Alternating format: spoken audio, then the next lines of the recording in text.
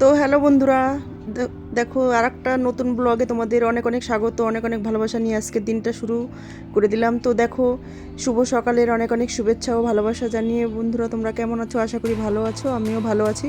তো দেখো, রান্না বান্না শুরু করে দিলাম। এখানে এক সাইডে ডাল বসিয়ে দিলাম আর এক সাইডে ভাত বসিয়ে দিলাম।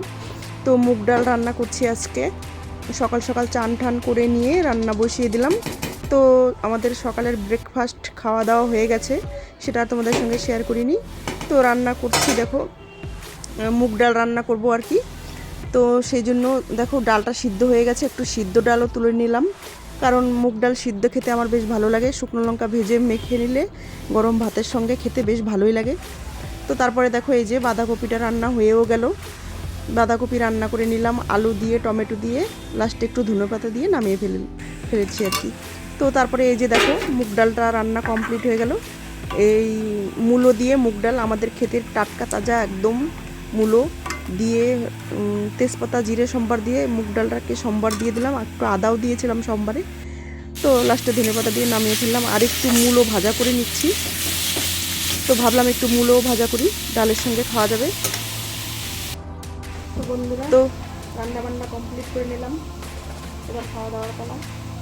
তো কেমন আছো? এখানে 2 দিনের ব্লগ আছে বন্ধুরা। তো আগের দিনের ব্লগটাও এখানে দিয়ে দিলাম, এটা কমেন্ট করো, লাইক করো, শেয়ার করে দিও। টাটা। তোমরা দেখতে পারবে এই যে এটাই আগের দিনের ব্লগ ছিল। তো মূলোটা দেখো ভাজা কমপ্লিট হয়ে গেছে। তো তারপরে দেখো তোমরা পরের দিনের ব্লগটা দেখতে পাবে। নতুন শুভেচ্ছা নিয়ে আবার চলে আসলাম বন্ধুরা।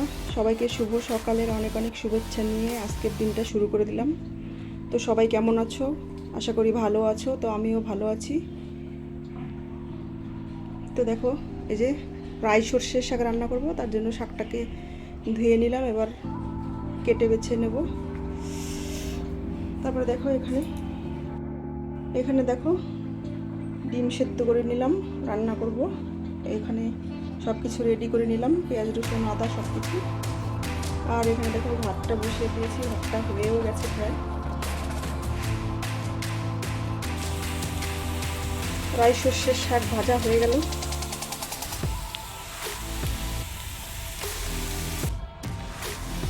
কুয়াশার উচ্ছে ভাজা করব, চাক চাক করে কেটে নিলাম, ধুয়ে নিলাম। তো দেখো ডিমটা রান্না করে নিলাম, হয়ে গেল কমপ্লিট। একদম মাখা মাখা করে তরকারিটা বানালাম। ভাজাভুজি কমপ্লিট হয়ে গেল।